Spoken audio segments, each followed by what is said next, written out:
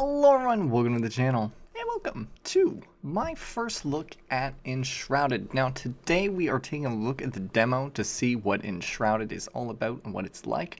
For those of you that don't know about the game, it is going to be a survival RPG game that's going to be co-op. It's going to be a co-op game with up to 16 players, so that's pretty good.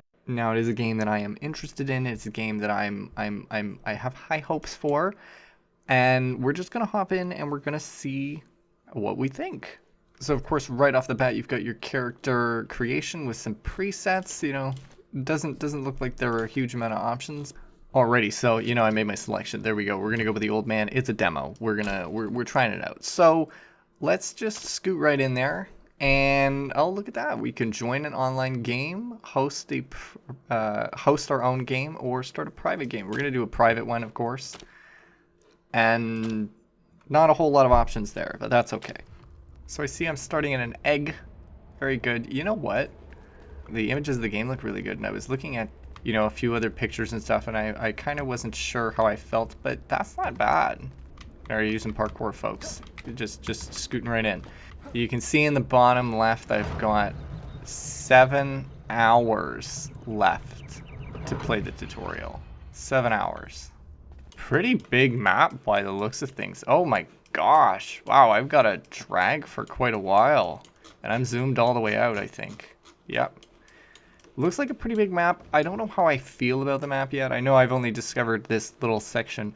We'll kind of review it afterwards, but I'm a big map person. I love a good game map. So we do have a little bit more of the map uncovered. Again, like I said, I really do enjoy maps, but this one, you know, it's topographic, very topographic map, like a very simple map. I wish there were more colors to it.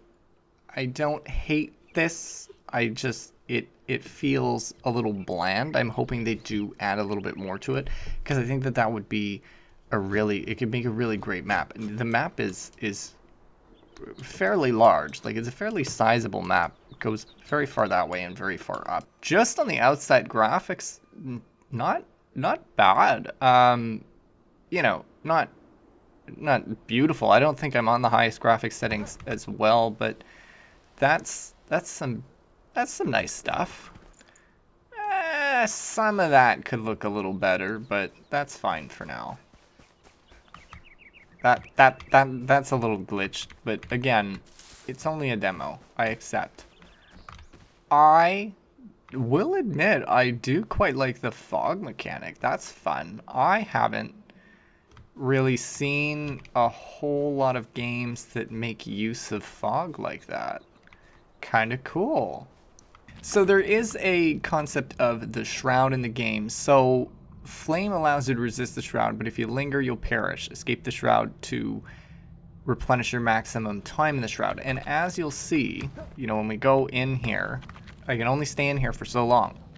The idea of the shroud was also super interesting. It's kind of a limiting factor, right? So if there was a space deep enough or large enough, you wouldn't be able to go to it unless you had upgraded your base to allow for you more time to be within the shroud. So that's pretty neat.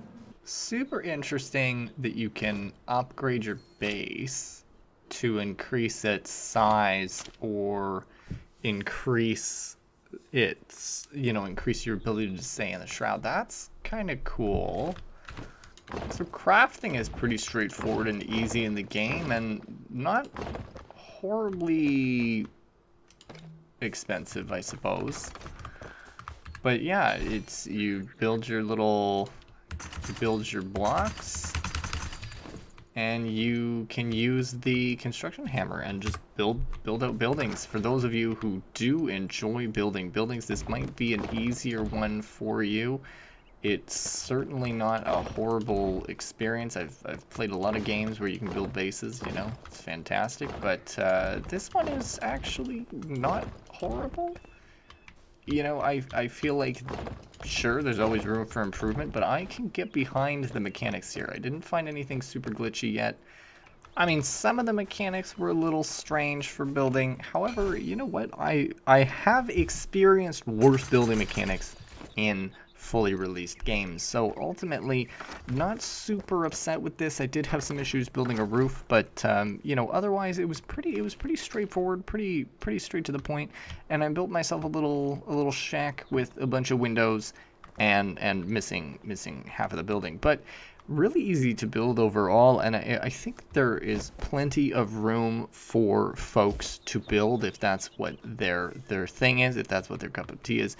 But I think, you know, for game demo, I was pretty pleased with the level of building available to be done and to be used and in the game. So I think there's going to be room there for sure. There's going to be an expansion of building there for sure. And I'd be excited to see what sort of improvements they can make, because the building mechanics are not bad. They're really not bad. They're pretty good.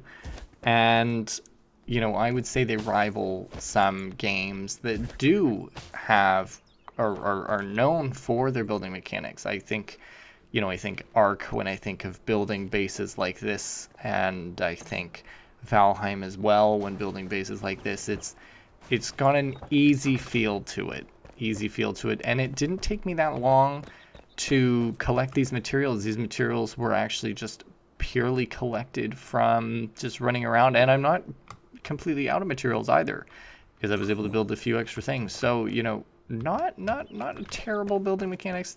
Do I think it can be improved? Yes. Do I think it's a really good foundation? 100% really good foundation. Looking forward to see what they offer as they progress with the game and release the full one, or release it in early access. The crafting system is pretty straightforward and simple. You know, you're in here when you got your items that you need to craft with. Really easy, really quick, really simple. And, you know, I can appreciate that. I can appreciate how simple it is. It is also relatively straightforward as well. You know, as you continue to go through, you know, chopping down trees and breaking things down, you unlock recipes. Another thing I did really enjoy was the fact that the landscape is actually relatively destructible, so you can actually walk and dig yourself a little hole. It did stop me sometimes from going deeper, but, you know, I was able to build myself, for instance, a little tunnel, and, you know, I love a destructible landscape. That makes a game so fun, so much more easily manipulatable from a stance of crafting and designing things the way that you want. You know, you could build a little moat, you could build little tunnels, you can be a little snaky snake. There is a cooking mechanic as well, so you can cook meat at little fires, which is fun. Just don't eat the meat accidentally like I did. So another interesting thing is the summoning mechanic. There are craftspeople and other survivors that you can find, as you can see here, and you can then summon them with the summoning staff.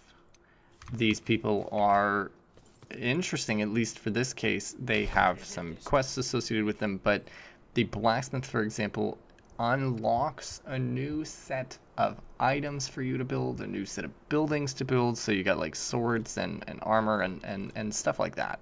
So I would be curious to see as to what the others, once unlocked, would do for you, because as you can see in the map, there's at least 4 other craftspeople in here. So I'm wondering if there's also going to be one for rangers and one for mages, and what the other ones might have in store as well. There is a rather significant tree here as well. So this is a skill tree, super interesting. You know, they've got 3 different paths to go down. You've got your warrior path, your mage path, and your ranger path. You'll see there's a bunch blacked out, and it's just because it's not available yet. But it is very fun that there are options to kind of expand out and do your own tree. It is an interesting unlock system. I did find the magic a lot harder to control than the bow. There were also the options of staves or wands, which were pretty cool. So I can't complain about that. That's pretty neat. The only thing with the difference is the wands can just be shot, and the staves required spell slots. The magic does tend to auto-lock on, but it wasn't necessarily my favorite to use because it did end up having me take some damage, which wasn't great. Also, if you folks do watch my stuff, you'll know how I feel about the night. Look at this night. I can actually see Looks like I won't have to sleep through the night or wait until it's over in order to get things done. Look at me go. I don't need to sleep through the night. We can actually play through nights in this game. You folks know how I feel about that. That is fantastic. Look at that. Look how nice it looks. Look how pretty it looks. And how old I am. The day to night, sometimes the nighttime will just burst into day, like midday. There's no morning. It is simply now day. It is noon. It is 12 o'clock. We went from 2 in the morning to 12 p.m. Look how fucking bright that is. One thing I can really appreciate, though, is that 8-hour demo. I haven't played many demos of games recently to know if that is a standard amount of hours, but 8 hours of gameplay to test out the game, I think that's pretty reasonable. I think that's pretty good.